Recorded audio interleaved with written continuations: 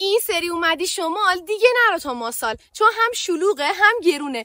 بیا فیلبند که این اقیانوس ابر رو ببینی با ویوی ابدی. خاطرات شمال محال یادم بره، اون همه شور و حال محال یادم بره، جاده های شمال محال یادم بره، اون همه شور. برای رسیدن به این لوکیشن خفن فقط کافیه سرچ کنی فیلبند و بزنی به جاده.